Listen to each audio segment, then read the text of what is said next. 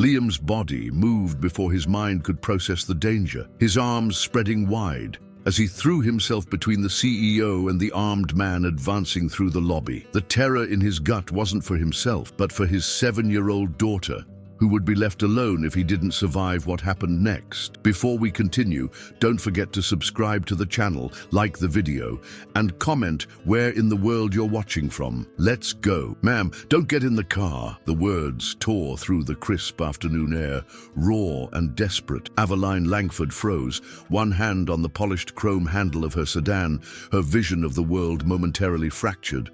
The city's hum, the distant sirens, the murmur of traffic, the rustle of wind through the concrete canyon seemed to fall away, leaving only that ragged, terrified voice. Two men in dark suits, members of her security detail, moved as one. They converged on the source.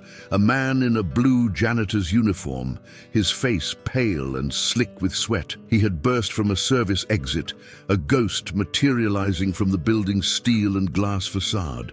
His eyes were wide, fixed on her, pleading, "Stay back." One of the guards, Graves, commanded, his voice a low growl. He placed himself squarely between Aveline and the janitor, his body a solid wall. The other guard grabbed the janitor, spinning him around and slamming him against the limestone wall of the Langford Industries tower. The man's breath left him in a pained grunt, a set of keys clattering to the pavement. "Don't let her get in," the janitor gasped, craning his neck to keep his eyes on Aveline. "Oh, please. You can't." Aveline's shock curdled into icy irritation. She was already 12 minutes behind schedule for a meeting that could not be rescheduled, a meeting whose secrecy was absolute. This was an unacceptable breach, a dereliction. "Graves, what is the meaning of this?" she demanded, her voice sharp enough to cut glass. She pulled her hand back from the car door as if it was scorched. "Who is this man?" "Liam Byrne, ma'am," Graves said, his eyes scanning the street, the surrounding rooftops, every parked car. His hand drifted to the inside of his jacket. "He's on the night crew maintenance. He's insane." The other guard grunted, wrenching Liam's arms behind his back. "No!" Liam's voice cracked. "Listen to me just for a second. The car, it's not safe." The word hung in the air. Safe. In Aveline Langford's world, it was a word processed through a dozen filters of risk assessment and corporate espionage. But shouted by a frantic janitor on a city sidewalk, it meant only one thing. Graves's eyes narrowed. He looked at the sleek black sedan, then back at Liam's terrified face. Protocol took over, cold and swift. "Ma'am, step away from the vehicle now." His tone was no longer a suggestion. He gestured to the other guard. "Lock it down. Get the police. Get the bomb squad. Full perimeter." Aveline's jaw tightened. "A bomb? Graves? This is absurd. The man is clearly unwell." "Maybe, ma'am," Graves said, gently but firmly, guiding her back toward the building's marble entrance. "But we don't get paid to take chances on maybe." Within minutes, the street was a swirling chaos of red and blue lights. Police cruisers sealed off both ends of the block, their tires squealing as they formed a barricade. A crowd of onlookers gathered, phones held high. Aveline stood just inside the lobby, watching the scene unfold through the plate glass. Her perfectly structured afternoon now a heap of smoking ruin. Her driver had been ordered out of the car and stood pale-faced behind a police line. Liam Byrne was on his knees on the sidewalk, hands cuffed behind his back, two officers standing over him. He wasn't struggling anymore. He just stared at the black sedan, which now sat alone in the middle of the cordoned-off street like a tomb. He had stopped her. That was all that mattered. But as the first member of the bomb squad appeared in heavy protective gear, a cold dread washed over him. He hadn't thought this far. He hadn't thought about anything beyond the single, blinding imperative to stop that car door from closing. He thought of his daughter Maya. He could picture her perfectly sitting by the window of their small apartment, her sketchbook open on her lap. He saw the slight tremor in her hand as she drew, a subtle, cruel symptom of the disease that was stealing her from him cell by cell. He remembered the last doctor's visit, the hushed, pitying tone. The progression is faster than we anticipated, Mr. Byrne. We're running out of option." That was a lie. There was an option, a new one, a cure, they were calling it, a miracle out of Langford Industries. He'd seen the name on the shredded papers he'd painstakingly taped together in the dim light of a custodial closet. His hands shaking. He'd seen the name of the trial, the name of the lead researcher, and the name of the primary test subject, and his blood had run cold. A low, metallic groan snapped him back to the present. A bomb disposal robot was rolling toward the sedan.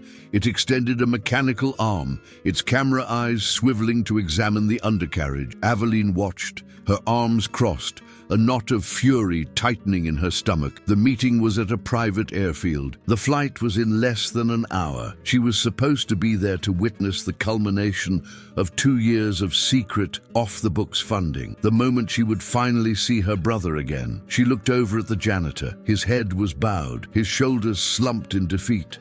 He didn't look like a terrorist. He looked like a man drowning. An hour later, the verdict came. The car was clean. Every panel, every wire, every inch of the chassis had been swept. There was no bomb. There was no threat. There was nothing. The police tape came down. The crowds dispersed. The bomb squad packed up their gear.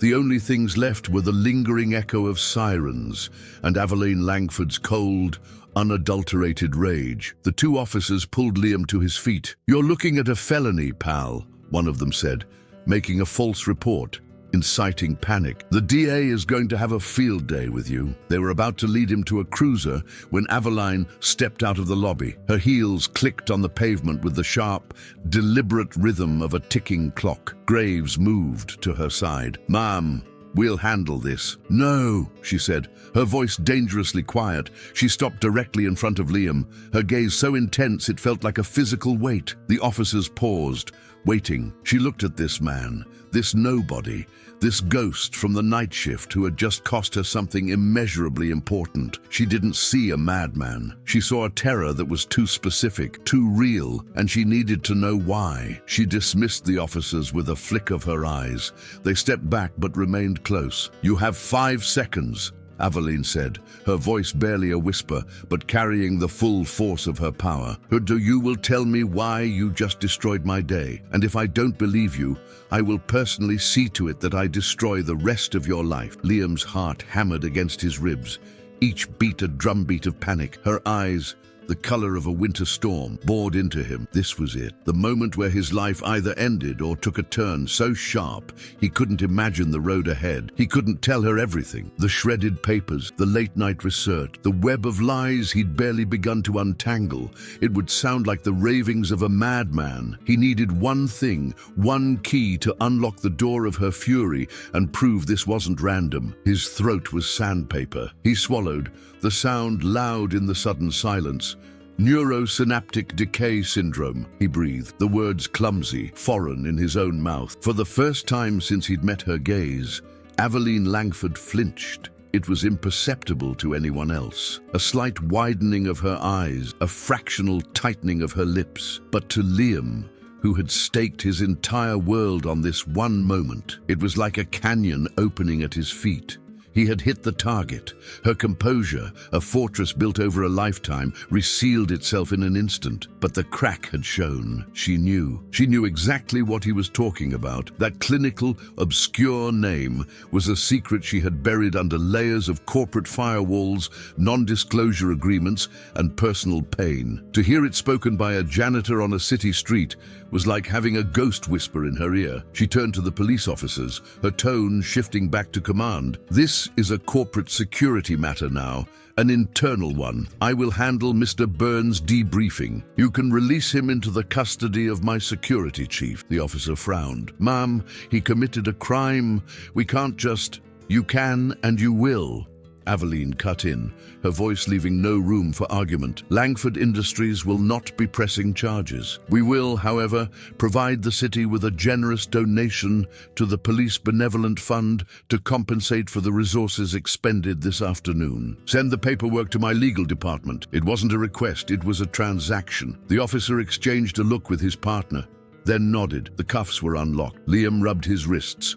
The raw red marks, a testament to how close he'd come to the edge. "Graves," Aveline said without looking at him, "take Mr. Byrne to the 50th floor conference room. He's not to speak to anyone. He's not to leave. Wait with him until I arrive." "Yes, ma'am." Graves' hand rested lightly on Liam's elbow. The touch wasn't rough. but it was inescapable. As Graves led him back into the gleaming lobby of the tower, Liam felt a new kind of fear. He was no longer a citizen in the hands of the law. He was an asset, a problem, a piece of corporate intelligence in the hands of Aveline Langford. He didn't know which was worse. The 50th floor conference room was a glass box in the sky. Windows on 3 sides offered a god's eye view of the city, a sprawling map of lights and shadows. The table was a single massive slab of obsidian black marble, polished to a mirror finish. Liam felt like a bug under a microscope. Graves stood by the door, silent and motionless as a statue. An hour passed, then another. Liam's mind raced. He thought of Maya alone in their apartment, probably watching cartoons, blissfully unaware of the hurricane her father had walked into. He had to call her. He had to let her know he'd be late. He looked at Graves. Can I use my phone? My daughter." "No," Graves said flatly. The door finally opened. Aveline Langford swept in, her personal assistant trailing her with a tablet. She dismissed the assistant with a nod. The door clicked shut, leaving the 3 of them in the sterile silence of the room. She didn't sit. She prowled the perimeter of the room, her heels silent on the plush carpet. Liam remained standing, feeling the grime of his uniform, the sweat on his brow, the chasm between their 2 worlds. "Neurosynaptic decay syndrome," she began, her voice calm. "Control. It's exceptionally rare. Fewer than 2,000 diagnosed cases worldwide." She stopped her pacing and turned to face him. "Tell me, Mr. Byrne, how a man who mops floors for a living became an expert in boutique neurology." Liam's hands trembled. He clasped them behind his back. "My daughter Maya, she was diagnosed 6 months ago." The words landed in the room and stayed there. Aveline stopped her pacing and turned to face him fully. He could see the conflict in her eyes, the CEO assessing a threat, the woman hearing an echo of her own private hell. "She's 7, Liam continued, his voice thick with an emotion he could no longer suppress. "She loves to draw. Her hands have started to shake. The doctors said it's progressing. They said there's nothing they can do." He saw a flicker of something in her expression, not pity, but a shared, bleak understanding. He had to press on. "I know about the trial," he said, his voice dropping. "The one you're funding. The Langford Initiative. I know you think you found a cure." Aveline's face went blank, her expression unreadable. "The source of your information is of great interest to me. I found things, papers he couldn't admit. He'd pieced them together from a shredder bin. Not yet. I saw the name of the lead subject in the final phase. Your brother, Kellen Langford." Her jaw tightened. "You have been busy, Mr. Byrne." "I was desperate," he shot back, a surge of courage rising with his fear. "Wouldn't you be? A cure is being developed in the very building I work in. A cure for the thing that's killing my little girl. I had to know more, and what you know prompted you to cause a citywide panic and make me miss the most important meeting of my life." "Yes." Liam took a step forward, Graves tensed by the door. "Because it's not a cure. It's a lie. The treatment, it doesn't work. It makes it worse. I saw the preliminary data. The mortality rates they buried in the appendices. They're not saving your brother, Miss Langford. They're using him." Aveline stared at him, her mind racing, processing, analyzing. Was this an elaborate corporate sabotage attempt? Was he a pawn for a rival company? Or was he something far more dangerous? A desperate father who had stumbled upon a truth she herself had refused to see. She had poured $1 billion of her personal fortune into this project. She had trusted Dr. Finch. She had believed in the miracle because she had to. She walked to the head of the table and finally sat, gesturing for him to take a chair opposite her. The distance between them felt like miles. "You say you have a daughter," she said, her tone shifting, becoming less of an interrogator and more of a strategist. "I'm going to need her medical records, her full diagnostic history, everything." Liam's blood ran cold. "Why?" "She has nothing to do with this." "She has everything to do with this," Aveline corrected him, her eyes locking onto his. "You've made an extraordinary claim, Mr. Byrne, a dangerous one. I need to know if the foundation of your story is built on rock or on sand." She leaned forward, her voice dropping to a low, intense murmur. "You are not leaving this building. My people will be looking into every aspect of your life, starting with your daughter. If you are telling me the truth, we have a mutual interest. But if you are lying," She paused, letting the weight of her words fill the room. Then you have made an enemy you cannot possibly comprehend. The silence in the glass cage was absolute. Liam sat at the obsidian table, his reflection a tired, distorted stranger staring back at him. He was a prisoner, not in a jail cell with bars, but in a sky-high monument to a world he didn't belong in. His fate hanging on the whims of a woman who could erase him with a single phone call. Every minute that ticked by was a minute he wasn't with Maya. Was she home from school yet? Had Mrs. Henderson next door given her the afternoon snack he'd left? Did she notice he hadn't called? The thought was a physical pain, sharper than the ache in his wrists. In her penthouse office 5 floors above, Aveline Langford moved with cold purpose. The janitor's desperate, ragged confession had bypassed her corporate defenses and struck something deeper, something she hadn't allowed herself to feel in years. Doubt. "I want everything on Liam Byrne," she told Graves over the intercom, her voice devoid of emotion. Employment history, credit score, social media, known associates. "I want to know what he eats for breakfast, and I want his daughter's medical file. Not a summary, the entire chart. Have our legal team make the request directly to the pediatric neurology department at St. Jude's. Use my name. I want it in 1 hour. And Mr. Byrne," Graves's voice crackled back, "he stays where he is. No calls, no contact. He is a black box. I need to know what's inside before I decide to open it." The machine of Langford Industries, once aimed at Liam, now focused on his life story. It was brutally efficient. Within 45 minutes, a series of encrypted files arrived on Aveline's tablet. She bypassed the financial data and went straight to the medical report. Patient Maya Byrne, age 7. Diagnosis: neurosynaptic decay syndrome, stage 2. Aveline's breath caught. She read through the neurologist's notes. The clinical language, a stark, sterile description of a nightmare she knew all too well. Patient presence with increased distal tremors, observable decline in fine motor skills. Prognosis is aggressive. It was a mirror of the report she received weekly about her brother, Kellen. The foundation of Liam Byrne's story wasn't sand. It was bedrock. He wasn't lying. The knowledge didn't bring relief, only a colder, more profound sense of dread. If he was telling the truth about his daughter, what if he was also telling the truth about the cure? Down on the 50th floor, Liam was pacing. The anxiety was a living thing inside him, clawing at his insides. He had to talk to Maya. He approached the door where Graves stood, an immovable object. "Please," Liam said, his voice cracking. "I need to call my daughter. She'll be worried. She's just a little girl. Just 2 minutes. You can listen to every word." Graves' expression was unreadable, but he tapped his earpiece. "Mom, Byrne is requesting a call to his daughter." The line was silent for a moment. Then Aveline's voice came through, clipped and precise. "Put it on speaker." Graves produced a phone and dialed the number Liam gave him. After 2 rings, Maya's small voice answered. "Daddy?" A wave of relief so powerful it made Liam dizzy washed over him. "Hey, sweet pea, it's me, Daddy. Where are you? You didn't call after school." He closed his eyes, leaning his forehead against the cool glass of the window. The lie felt like acid on his tongue. "I know, baby, I'm so sorry. It's a crazy night at work. One of the big water pipes broke and it's a huge mess. I have to work a double shift to help clean it up." "Uh-oh," she said, her voice small. "Will you be home for bedtime stories?" The simple question was a knife in his heart. "I'm going to try, Maya. I'm going to try really, really hard. Did you have your snack?" "Yes, and I did my homework. I drew a picture of a castle for you. It has a big gate to keep the monsters out." Liam choked back a sob, turning it into a cough. "That sounds amazing, sweet pea. You keep that gate strong for me, okay?" "Okay, Daddy. I love you. I love you more, Maya.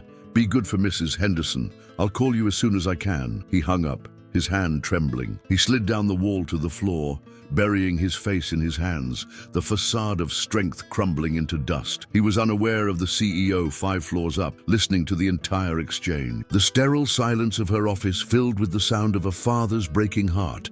Aveline switched off the intercom. The conversation had done what no financial report or background check could. It had made Liam Byrne real. He wasn't a corporate threat.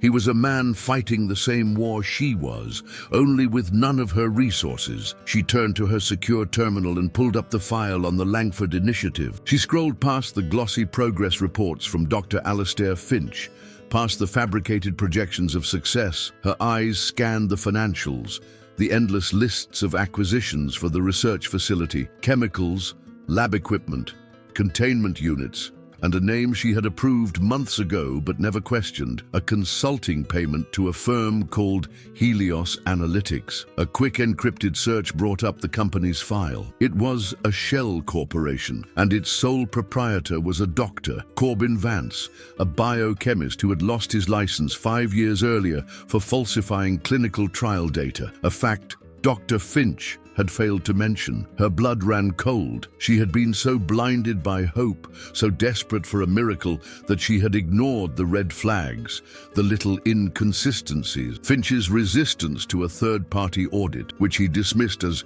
unnecessary delays that Kellen can't afford. She looked at a photo on her desk, a younger version of herself and her brother, smiling on a sailboat, the sun in their hair, before the diagnosis, before the world had shrunk to hospital rooms and grim prognoses. The janitor was right. They weren't saving him. They were using him. Her finger hovered over the intercom button to call Graves. No, this required a different touch. She picked up her direct encrypted line to Dr. Finch's private office at the research facility. He answered on the first ring, his voice smooth as silk. Aveline, I was beginning to worry. I trust the meeting was postponed, she said, her voice a chip of ice. She didn't give him time to respond. Alastair, I'm reviewing the Q3 expenditure reports. A payment was flagged for a consultant, Helios Analytics. I wasn't aware we had an outside firm analyzing the data. Can you clarify Dr. Corbin Vance's role in the trial? The silence on the other end of the line was deafening. It lasted only 3 seconds, but in that space, Aveline heard everything. The frantic search for a lie, the shock of being caught, the cold,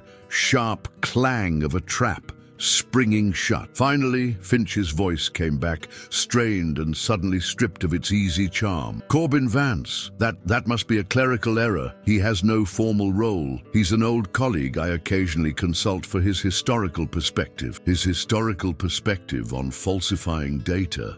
Aveline asked, letting the question hang in the air, cold and deadly. Dr. Finch sputtered on the other end of the line, a rush of indignant protests tumbling out. Falsifying data? That man was a victim of academic politics. I will not have my integrity questioned, Aveline.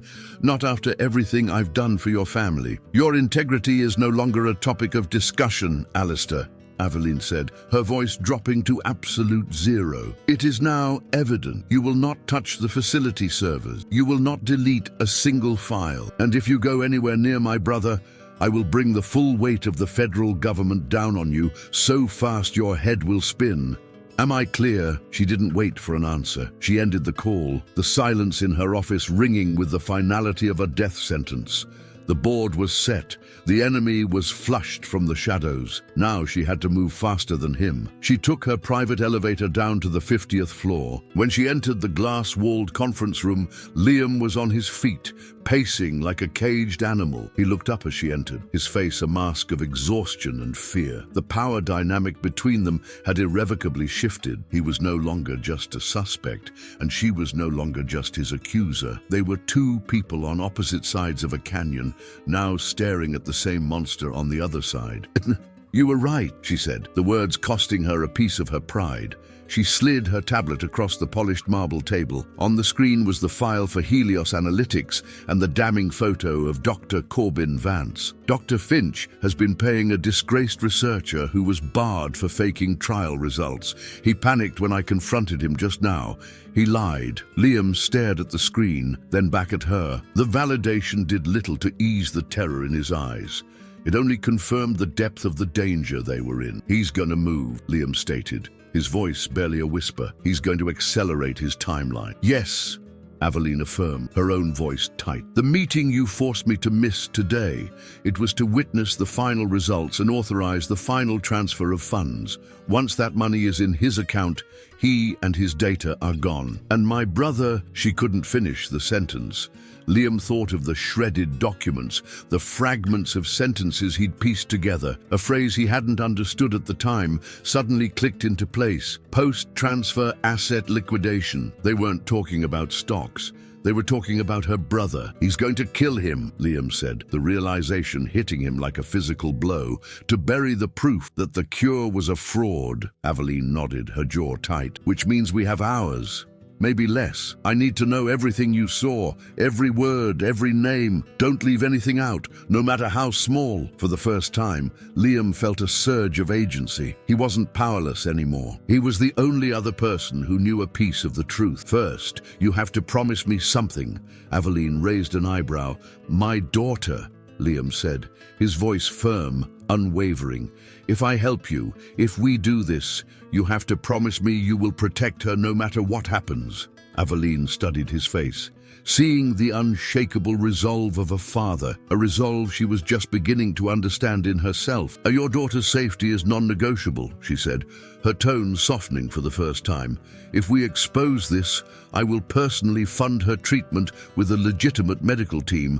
Wherever in the world we have to go, you have my word. As a woman, not as a CEO. It was a vow. It was enough. Liam recounted every detail he could remember. Offshore bank account numbers, chemical formulas that didn't match public patents, and the name of a transport company scheduled for a medical waste disposal pickup from the facility's back dock at 6 on M the next morning. It's not waste, Aveline murmured, her face pale. It's Kellen. She sprang into action, her mind a whirlwind of strategy. Graves, she barked into her intercom. Get the jet ready for Black Ridge Airfield, and I need full schematics for the North Valley Research Facility, architectural, security, and HVAC. Now, she turned back to Liam. I can get a team of federal marshals there, but it will take a judge. Warrants. It could take 12 hours. We don't have 12 hours. Finch will be gone by then. We have to get in tonight. They'll be watching the main entrance, Liam said,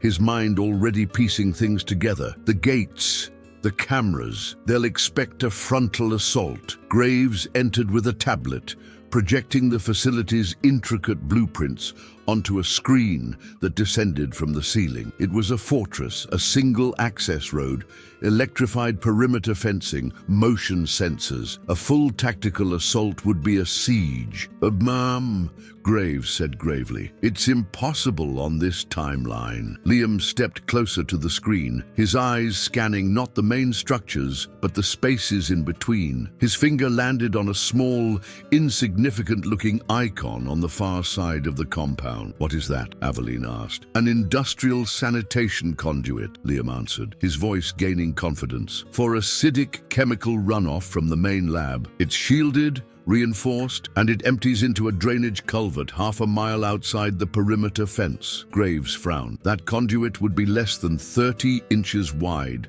and it would be connected directly to their waste processing. It's a suicide run. Not if their waste processing isn't active, Liam countered. The documents I saw had a maintenance schedule. The primary filtration system is shut down for cleaning every night between 2 and 4 a.m. They wouldn't be running experiments then. To save on power, they'd put the lab in standby. Aveline stared at him, a flicker of awe in her eyes. He saw the building not as a fortress, but as a network of vulnerabilities. He saw it the way a janitor would. You're saying we could get inside through a sewer pipe, she said. I'm saying, Liam corrected her gently, that he'll be watching the front door for a CEO. He'll never be watching the drains for a janitor. A heavy silence filled the room. The plan was insane. It was reckless. It was the only chance they had. Aveline looked from the schematic to Liam's determined face, then to Graves. Get the gear, she commanded. We're going in. And Mr. Byrne is coming with us. The jet ascended into the night, a silent ghost, leaving the city's glittering grid behind. Liam sat stiffly in a cream-colored leather seat that cost more than his car, the janitor's uniform feeling like a costume in this world of polished wood and silent efficiency. Across from him, Aveline Langford had shed her CEO persona and was now a field commander, her face illuminated by the cold blue light of the schematics on her tablet. Graves sat beside her, methodically checking a set of compact high-tech gear. The silence on the plane was heavy, filled with the unspoken fear and desperate hope of their mission. Liam's world had been upended in less than 12 hours. He clutched the armrests and thought of Maya. He pictured her drawing of the castle, the gate meant to keep monsters out. Tonight, he was walking through the gate to face them. Eveline looked up, her gaze analytical but no longer hostile. "Tell me about her," she said, her voice quiet, cutting through the engine's hum. Liam blinked. "Who?" "Maya," Aveline clarified. "You're risking your life. I want to know why." He swallowed, the lump in his throat feeling like a stone. She's bright," he began, his voice rough. "She's funny. She asks a million questions. Her favorite color is yellow, the color of the sun right when it wakes up. She wants to be an astronomer, says she wants to discover a new star and name it after her mom." He trailed off, the memory of his late wife a sudden, sharp ache. Aveline didn't offer pity, she just listened. "My brother Kellen," she said, her voice dropping so low Liam had to strain to hear it.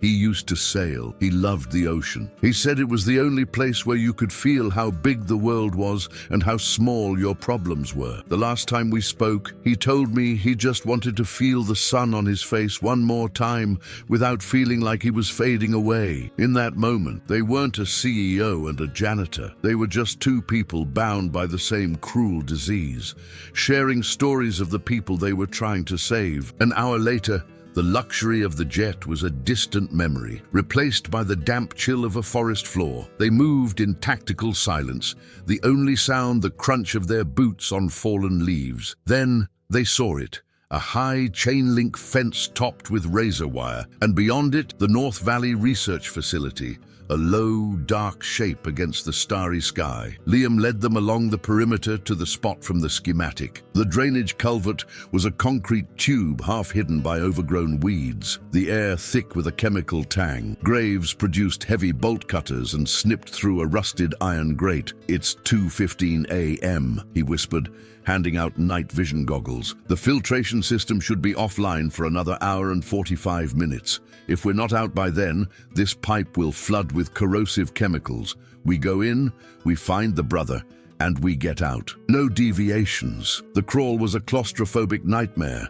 Liam followed Graves into the pipe, the space shockingly tight. They moved on hands and knees through a slick of cold, foul-smelling residue, the world reduced to the eerie green glow of their goggles and their own ragged, echoing breaths. The pipe was a perfect amplifier, turning every scrape of a knee and gasp for air into a deafening noise. It felt like being buried alive, a slow, miserable journey through the building's foul intestines. Finally, after what felt like an eternity, Graves stopped. "We're here," he breathed into the comms. Ahead, a vertical steel grill blocked their path. Beyond it, Liam could make out the shapes of pipes and machinery in a cavernous sub-basement. They had made it inside. A surge of adrenaline shot through him. Graves readied a small hydraulic tool to pry the grill open, but he paused, holding up a hand for silence. He peered through the bars, his body going rigid. He slowly lowered the tool. "What is it?" Aveline whispered into her comm. "What's wrong?" Graves backed away from the grill,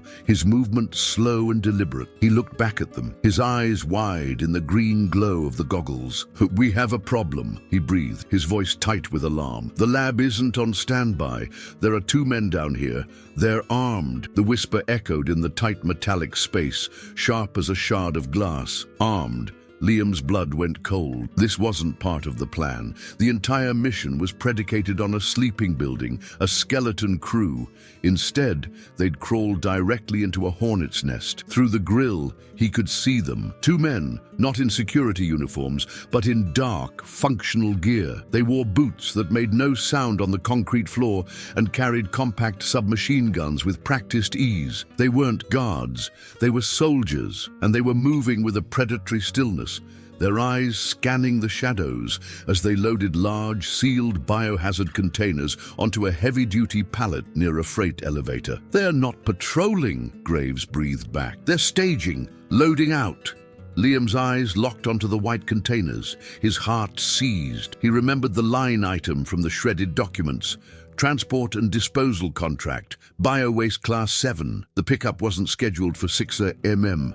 It was happening now. That's it, Liam whispered, his voice tight with dawning horror. That's the transport. Finch moved up the timeline. As soon as you called, he initiated the protocol. Asset liquidation, Aveline hissed, the corporate euphemism tasting like ash in her mouth. They were no longer breaking in to find proof. They were trying to stop a murder in progress. The ticking clock wasn't the 4mm sanitation flush anymore. It was the closing doors of that freight elevator. We can't get through here, Graves stated, the finality in his tone chilling. They have a clear line of sight. We'd be cut down before we took 2 steps.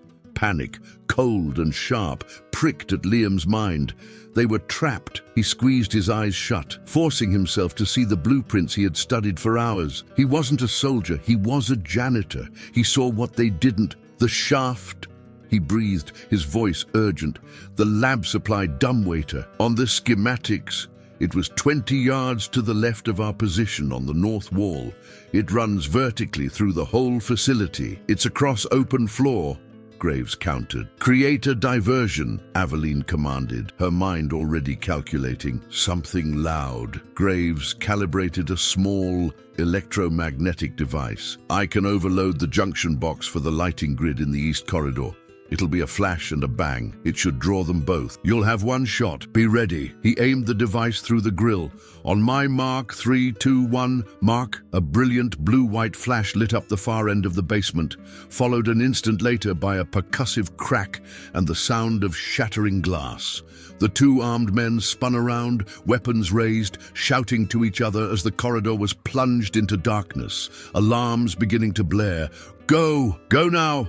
Graves yelled, kicking the grill open with a single powerful stomp. They scrambled out, a chaotic tumble of limbs onto the cold concrete. For a moment, Liam was frozen by the sheer exposure of the open space. Then Aveline grabbed his arm, pulling him forward. Liam, move! They ran, their footsteps echoing in the cavernous space. The 20 yards to the north wall felt like a mile. Liam's lungs burned. He could hear the men shouting behind them. He slammed into the wall, hands slapping against the cool steel, searching for the dumbwaiter door. He found the recessed handle and pulled, locked. A beam of light from one of the men's weapon-mounted flashlights sliced through the darkness, sweeping across the floor toward them. Graves was there in a second, jamming a pry bar into the seam. With a screech of protesting metal, the door popped open. He shoved Liam and Aveline inside the cramped, greasy-smelling box. Get going, he ordered, squeezing in behind them and pulling the door shut just as the flashlight beam hit the wall where they had been. Plunged into absolute darkness, Liam fumbled for the control panel and slammed the up button. With a violent lurch, the dumbwaiter began its slow, grinding ascent, the chain mechanism screaming out their location. Medical wing is on the 3rd floor, Liam whispered. We're almost there. The dumbwaiter shuddered to a halt. Through the thin metal door, they could hear the squeak of rubber wheels on a polished floor and a low, urgent murmur. Graves slowly, carefully pulled the door open a fraction of an inch. Through the crack, Liam saw a brightly lit, sterile white hallway. Moving down it, away from them, was a gurney pushed by 2 orderlies in surgical scrubs.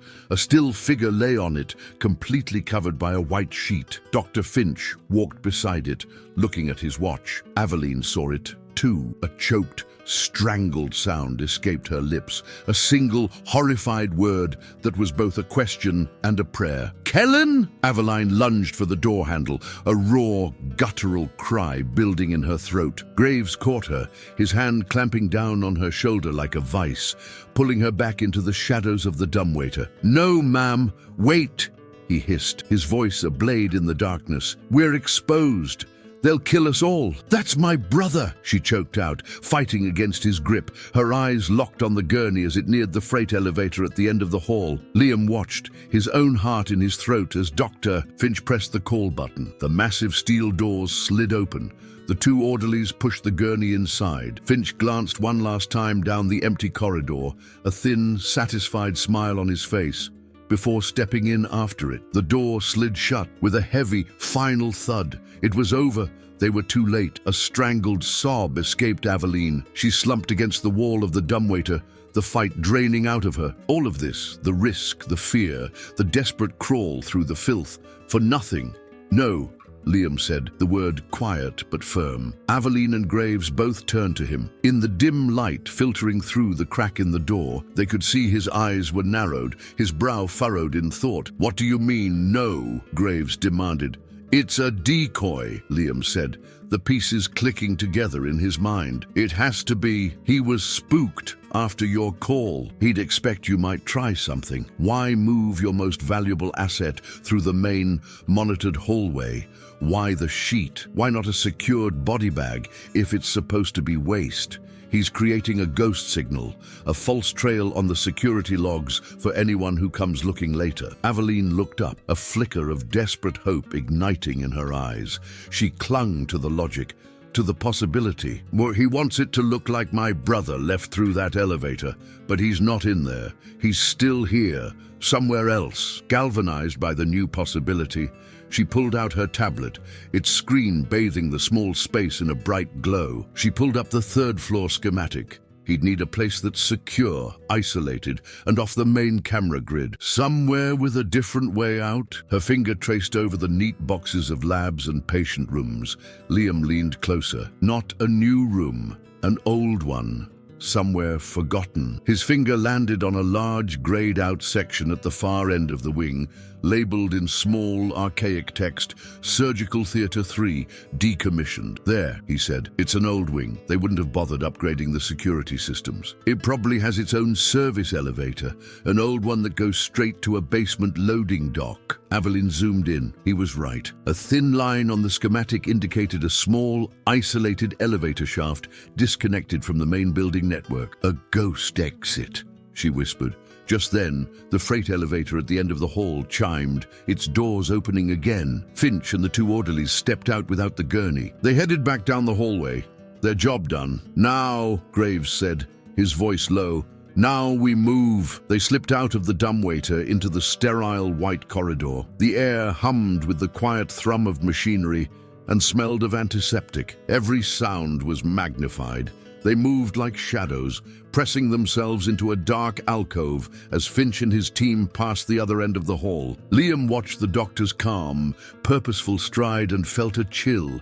This was a man without a conscience. They reached the corridor leading to the decommissioned wing. It was darker here, the lights spaced farther apart. At the end of it was a set of heavy double doors made of steel with a small wired glass window showing only darkness beyond. Next to it was an electronic keypad, its single red light glowing like a malevolent eye. Graves examined the lock. "A magnetic seal, encrypted keypad. I can't bypass this without a plasma cutter or a lot more time than we have." They were stuck. A few feet of steel and a password separated them from Kellen. Aveline pressed her ear to the cold metal of the door. She could hear a faint rhythmic beeping from inside, a heart monitor. He was in there. He was alive. Liam's eyes scanned the wall around the door, his gaze catching on a small, dusty metal plate near the floor. The lettering was faded, but he could just make it out. Emergency Atmospheric Purge Control. He'd seen panels like it in old industrial buildings.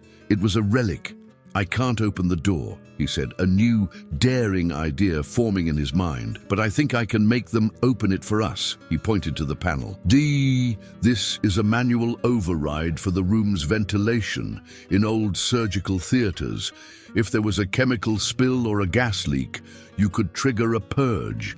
It would suck all the air out of the room and vent it outside, replacing it with a sterile saline nitrogen mix. The people inside would have about 30 seconds to get out before they suffocated. Graves stared at him, a look of horrified admiration spreading across his face. Eveline's expression turned to ice. "Finch is a monster," she said, her voice a low, vicious growl. "Let's see how he likes it when his own lab tries to kill him." The old screws groaned in protest, their threads rustled rusted and stiff. Liam's fingers, slick with sweat, fumbled with the multi-tool. Every turn felt agonizingly slow, amplified by the steady, fragile beep-beep-beep of the heart monitor coming from the other side of the door. It was the sound of a life hanging in the balance, a life they were about to gamble in a desperate, reckless play. The last screw came free. Liam pulled the dusty panel off, revealing a simple, brutal mechanism inside, a heavy, insulated red lever set in the off position. Below it, a faded decal read, "Caution, activation will result in total atmospheric expulsion." This was it, the point of no return. Liam looked up at Aveline. Her face was pale in the dim corridor light, but her eyes were burning with a cold fire. She gave a single, sharp nod. Liam gripped the lever with both hands, his muscles straining, and pulled. There was a heavy, satisfying clunk as the lever locked into the on position. For a terrifying second, nothing happened. Then a deep, powerful hum began to vibrate through the floor, the sound of immense turbines spinning to life somewhere in the bowels of the building. A single, strobing red light above the steel door began to flash, painting the corridor in silent, rhythmic bursts of crimson. From inside the room, the placid beeping of the heart monitor instantly became a frantic, high-pitched shriek. A muffled shout of alarm and disbelief followed, then the sound of crashing equipment. The keypad on the wall next to the door lit up, beeping furiously as someone inside tried to override the purge. Code after code was rejected. With a sudden sharp hiss of escaping air, the magnetic lock on the door disengaged. The heavy steel door was flung open from within, and Dr. Finch stumbled out into the hallway, clawing at his collar, his face a mask of purple-tinged panic. Right behind him was another man, older, with thinning grey hair and the terrified eyes of a rat trapped in a flooding sewer, Dr. Corbin Vance. They gasped in the hallway air, their lungs burning.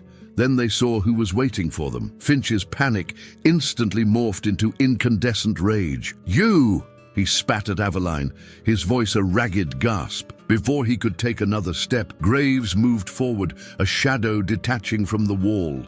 The sound of his suppressed pistol being drawn was a soft, deadly slick. "On your knees," Graves commanded, his voice a low, flat line of authority. "Hands on your head, now." Vance crumpled instantly, whimpering as he dropped to the floor. Finch hesitated, his eyes blazing with hatred, but the cold, unwavering barrel of the gun aimed at his chest made the decision for him. He slowly, shakily, knelt beside his partner. Aveline didn't even glance at them. She pushed past, her entire world narrowing to the open doorway. She stepped into the decommissioned surgical theater. The room was a sterile nightmare of stainless steel and dark glass, the air thin and vibrating with the thrum of the purge system. In the center of the room, on an operating bed, lay her brother. Kellen was terrifyingly still, his skin the color of old parchment. A web of tubes and wires connected him to a bank of monitors that screamed with alarms. Aveline rushed to his side, her hand hovering over his, afraid to touch him, to break him. "Kellen," she whispered, her voice breaking. "I'm here." Behind her in the hallway, Finch began to laugh, a high, unhinged sound. "You're too late," he screeched, his voice echoing. "You have no idea what you've just interrupted. That final protocol was delicate. You've killed him." Aveline ignored the ranting. She stared at the machines, at the IV bags dripping fluids into her brother's veins. The heart monitor's alarm was deafening. He was crashing. The purge, the shock to his system, it was too much. Liam stepped into the room behind her. He wasn't a doctor. He didn't understand the complex machinery, but he was a janitor. He understood systems. He saw order, and more importantly, he saw what was out of place. His eyes scanned the array of IV lines. Most were standard clear bags with printed pharmaceutical labels, but one was different. It was a smaller, unlabeled bag of dark amber-colored fluid. Its tube, a different gauge from the others, connected not to the main IV stand but tucked away, almost hidden beneath the gurney. It looked like an afterthought. "A secret. That one," Liam said, his voice cutting through the noise. He pointed. "Miss Langford, that bag, it doesn't belong." Aveline's eyes followed his finger. She saw it. Without a second's hesitation, she reached down and ripped the needle from the port in her brother's arm, tearing the tube free. The amber liquid dripped onto the white linoleum floor like poison. For a moment, the frantic shrieking of the heart monitor continued. Then, miraculously, the rhythm began to slow. The sharp, panicked peaks and valleys on the screen began to soften, settling into a steadier, weaker but distinctly regular beat. Beep, beep, beep. Aveline stared, her hand pressed to her mouth as tears streamed down her face. Liam had just saved her brother's life. The shared moment of relief was shattered by a new sound. The thud of heavy boots running down the main corridor. Shouts. The armed cleaners from the basement, alerted by the alarms, were coming. Graves glanced from his two prisoners to the open doorway, then back to Aveline. His face was a grim mask. "They're here," he said, "and they're not going to knock." The heavy steel door shuddered as something slammed into it from the outside. Then again, a coordinated, rhythmic boom that echoed the frantic beating of Liam's own heart. "Barricade!" Graves commanded, shoving Finch and Vance toward the far wall. And by now, while Graves zip-tied the prisoners, hands with brutal efficiency, Liam and Aveline threw their weight against a heavy-wheeled bank of defunct medical monitors, rolling it in front of the door. The ancient casters screamed in protest. The door buckled again, a small dent appearing in the steel. It wouldn't hold for long. "They'll breach it in 2 minutes, maybe less," Graves said, his voice grim. He checked his weapon, the slide clicking home with deadly precision. "We need another way out." "The service elevator," Aveline said, her eyes already scanning the room, remembering the ghost exit from the blueprints. "There," Liam pointed to the back of the theater behind the main observation gallery. A wall of obsolete stainless steel autoclaves and sterilizing units stood like silent sentinels. "Dude, it has to be back there." Another thunderous crash against the door sent a spider web of cracks through the small, wired glass window. They could hear muffled shouts, orders being given in the hallway. "Aveline, get your brother," Graves ordered. "Liam, with me. We clear a path." The next 90 seconds were a blur of frantic, desperate action. Aveline disconnected the essential monitors, her hands surprisingly steady as she transferred Kellen's IV drip and the portable heart monitor to the gurney itself. Her brother remained unconscious, oblivious to the chaos erupting around him. Liam and Graves shoved the heavy autoclaves aside, muscles straining, the screech of metal on linoleum grating in the enclosed space. Behind the last unit, they found it, a narrow, unmarked metal door flush with the wall. There was no keypad, only a simple heavy-duty latch and a small grimy panel next to it labeled Maintenance Override. "They're using a battering ram," Graves grunted, glancing back at the main door, which was now visibly bowing inward. 15 seconds, Aveline wheeled the gurney over, its wheels catching on the uneven floor. "Liam, the elevator, can you get it working?" Liam pried the override panel open. Inside was a mess of old, thick wires and a large, rusted manual lever. It was a power disconnect. "It's completely offline," he said, his heart sinking. Boom! A hinge on the main door snapped with a percussive crack, the door slumping inward. "No time for a rewire," Graves yelled. He aimed his pistol at the lock on the service elevator and fired twice. The shots were deafening in the enclosed room. The lock shattered. He kicked the door open, revealing a dark, greasy elevator shaft. The car was right there, level with their floor. "Manual crank," he said, pointing to a large spoked wheel on the wall inside the shaft. "It's our only shot." Just as he spoke, the main door burst open with a scream of tortured metal. 2 men in black tactical gear stormed in, their weapons sweeping the room. Graves opened fire, a controlled 3-round burst that dropped the first man. The second dove for cover, returning fire, the air filling with a deafening roar of automatic weapons and the sharp smell of cordite. "Get him in the elevator!" Graves roared over the gunfire, laying down suppressing fire. "Go now!" Liam and Aveline pushed the gurney into the small, dark elevator car. It barely fit. Vance and Finch, the 2 prisoners, huddled in the back corner, whimpering in terror. "Graves, come on!" Aveline screamed, her hand outstretched. More armed men were pouring into the room. Graves was backed into a corner, exchanging fire. a single man holding back an army. A bullet sparked off the metal wall near his head. He glanced back at the elevator, his face grim, a silent apology in his eyes. "There's no time," he shouted. "Get him out of here, ma'am.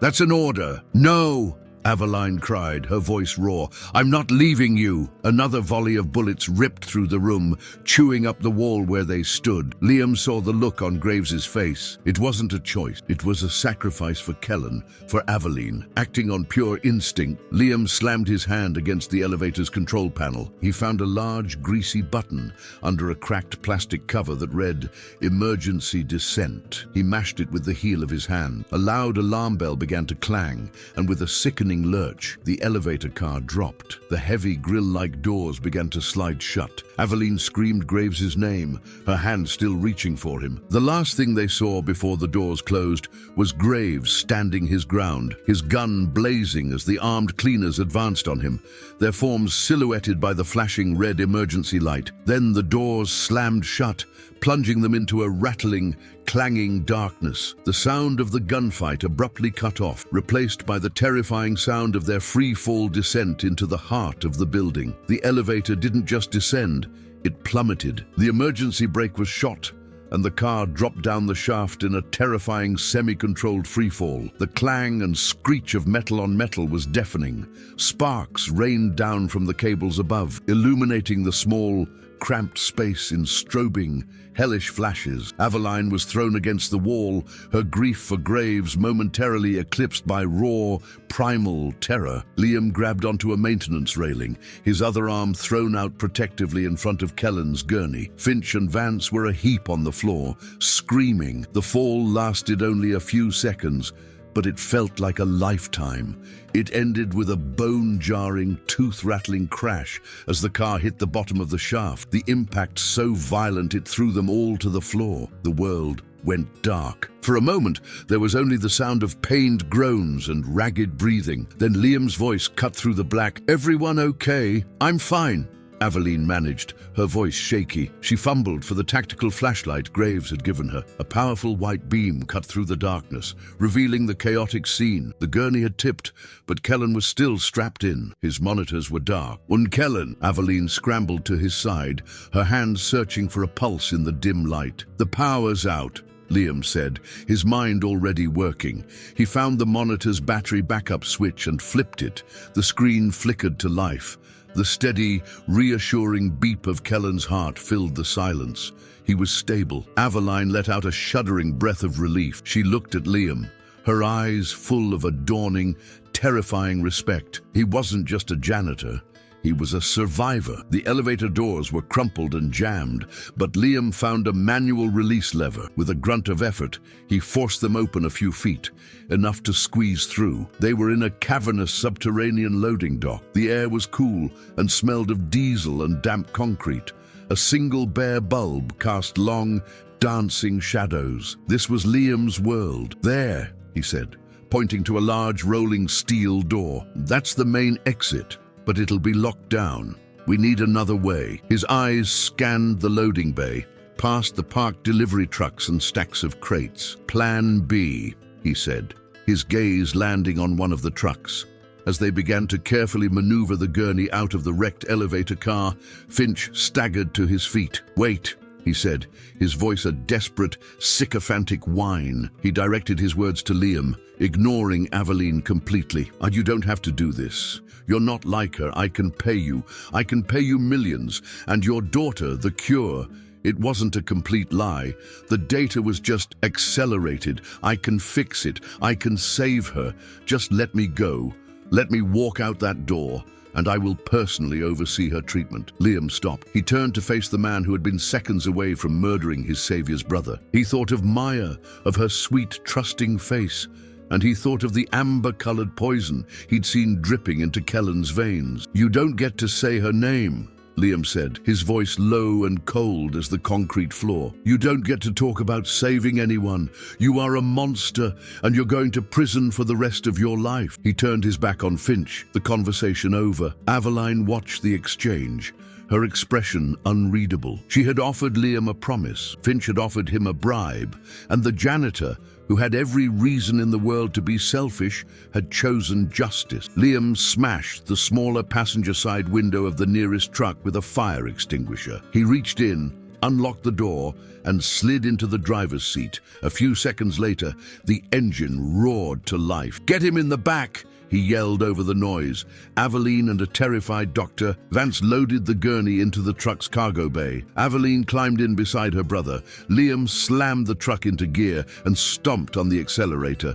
The heavy vehicle lurched forward, smashing through the rolling steel door with a deafening crash of tearing metal. Alarms blared to life across the compound as they burst out into the pre-dawn chill. A mile down the dark, empty road, he pulled over. Aveline emerged, her face streaked with grime. She took out her satellite phone and dialed a number from memory. "Director Evans, this is Aveline Langford," she said, her voice ringing with absolute authority. "I am declaring a clear and present threat at the North Valley Research Facility. I have direct evidence of illegal human experimentation, conspiracy to commit murder, and massive financial fraud. The men responsible are armed and extremely dangerous. I need a federal tactical team on site now. Full quarantine and containment protocol. My authority." She ended the call. Soon they heard it. A distant rhythmic chopping sound growing steadily louder. On the horizon, a swarm of black unmarked helicopters descended upon the facility like avenging angels. The cavalry had arrived. Aveline climbed into the passenger seat, her body slumping with exhaustion, her gaze fixed on the flashing lights in the distance. The immediate threat was over, but the cost was settling in. She turned to Liam, her voice quiet and heavy with a grief that was just beginning to surface. "He didn't make it, did he?" she asked, her voice cracking. "Graves." Liam stared at the road ahead, at the path leading them away from the chaos and back toward a world that would never look the same. He had no answer to give her. There was only silence. The world outside the truck was a blur of flashing lights and screaming sirens.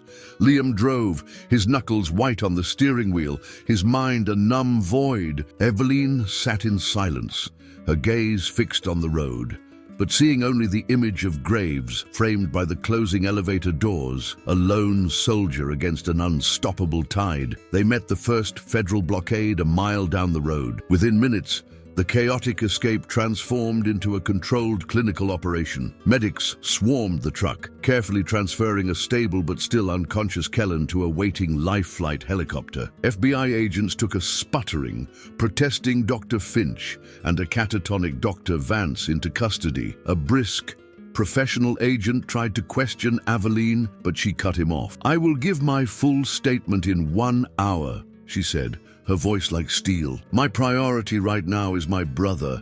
She looked at Liam. "And him, he stays with me." The first days were a blur of hospital corridors, guarded debriefing rooms, and the constant quiet hum of medical machinery. The raid on the North Valley facility had been brutally efficient. Finch's entire operation was dismantled, his network of corrupt researchers and hired guns apprehended in a single, decisive stroke. The full, monstrous truth of his fraud was laid bare for the world to see. Aveline sat in a private waiting room, her gaze fixed on the city beyond the window, when Director Evans of the FBI entered. "He's a hero, Miss Langford," he said without preamble. "My men breached the surgical theater and found him surrounded by 4 unconscious assailants. He was out of ammunition, but he was still standing. He's in critical condition, but the doctors say he's going to make it." Aveline closed her eyes, a single tear tracing a path through the grime on her cheek. Graves, he had survived. That news became the foundation of their new reality. While Kellen began the long, slow journey of recovery, his body purged of Finch's poisons, Aveline waged a different kind of war. She fulfilled her promise to Liam. She took the real, untainted data from Finch's research and established the Langford Burn Foundation, a multi-billion-dollar initiative to find a legitimate cure, bringing together the world's best and brightest neurologists. Their first 2 patients were Kellen Langford and Maya Byrne. 6 months later, The first real sun of spring was spilling through the branches of a giant oak tree, dappling the lawn in shifting patterns of gold. From the porch of a comfortable, quiet house nestled in a neighborhood far from the noise of the city, Liam watched his daughter chase a soccer ball across the grass. Maya ran. She didn't stumble. Her laughter was bright and effortless, and when she kicked the ball, her movements were sure and steady. Her hands, the hands that used to tremble when she held a crayon, were now strong enough to catch a ball thrown a little too hard by her new best friend. Kellen Langford, leaning against the porch rail, laughed as the ball bounced off his chest. He still walked with a cane, a faint reminder of the storm he had weathered, but his eyes were clear and full of life. "Hey, watch it, superstar," he teased Maya. "You're going to put me back in the hospital." "Nuh-uh," she giggled, running to retrieve the ball. "You're too strong for that." Liam smiled, a deep, genuine smile that reached his eyes. The experimental gene therapy developed by the Foundation had worked. It had not just halted the disease, it had begun to reverse it. Aveline stepped out onto the porch carrying 2 glasses of lemonade. She handed one to Liam, their fingers brushing. The gesture was simple, familiar. The chasm between their worlds had closed, replaced by a bridge built of shared trauma and mutual respect. "And look at them," Aveline said softly, her gaze on her brother and Liam's daughter. The ice that had once encased her had melted, leaving behind a strength that was warmer, more human. "A few months ago, I was buying a lie because I was too afraid to face the truth. And you were willing to burn your own life down just to shine a light on it." Liam watched Maya score a goal between 2 lawn chairs, her arms raised in triumph. "And I wasn't trying to be a hero," he said, his voice quiet. "I was just trying to be a dad." "That's what heroes are, Liam," Aveline replied. "Just people trying to protect the ones they love." At the edge of the lawn, a man with a slight limp of his own watched the children play, a quiet, satisfied smile on his face. Graves, now retired, had refused to be anywhere else. Maya came running up to the porch, her cheeks flushed, her eyes bright. She held up a piece of paper, a new drawing. It wasn't a castle with a gate to keep monsters out. It was a simple picture of a house with a big oak tree. Under the tree, 5 stick figures held hands, a man with a cane, a little girl with a bright yellow shirt, a quiet man who watched from a distance, and in the middle, a man and a woman standing close together. Above them all, a giant sun shone down, its rays touching each one of them. Liam took the drawing, his throat tight. He looked at Aveline, and in her eyes, he saw the same reflection of their impossible journey. They had started in a world of glass towers and custodial closets, of power and invisibility. But by walking through the fire together, they had found their way here, to this porch. On this sunny afternoon, they had found their way home. The new foundation had already enrolled 3 more children with the rare disease. Children who, just weeks ago, had no hope. Now they were showing the first fragile but unmistakable signs of improvement. What had begun as a desperate act by a father to save his daughter was expanding into a mission that would save countless others. That morning, Aveline had received word that Dr. Finch had been sentenced to life in prison without possibility of parole. The judge had called his crimes an unconscionable betrayal of human dignity in the name of profit. Dr. Vance had turned state's evidence, providing testimony that had led to the arrest of a network of pharmaceutical executives who had funded the fraud. The entire house of cards was collapsing. Liam thought back to that moment in the lobby when he had burst through the service door to stop Aveline from getting into her car. The single desperate impulse that had changed everything.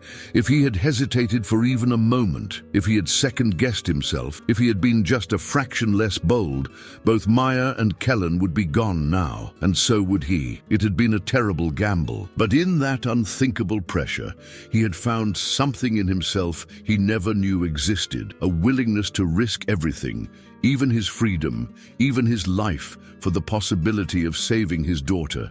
And in doing so, he had found not just a cure, but a new family, an unlikely one, pieced together from the broken pieces of trauma and necessity, but a family nonetheless. Graves joined them on the porch, his movement still stiff but improving each day. The doctors had said he might never fully recover from his injuries, but he had defied their expectations at every turn, just as he had defied death itself that night in the surgical theater. "The Foundation's stock is up 12% today," he said, accepting a glass of lemonade from Aveline. "The new gene therapy patent is projected to generate over $3 billion in revenue over the next decade, all of it going back into research." Aveline nodded, but her expression made it clear that the financial side was no longer what drove her. She had transformed from a CEO obsessed with the bottom line into something else entirely, a woman with a mission that transcended profit margins and quarterly reports. "We received 218 applications for the next trial group," she said. "Children from 37 countries. Dr. Levinson thinks we can accept at least half of them within the next 6 months." Liam felt a swell of emotion rise in his chest. 218 families just like his,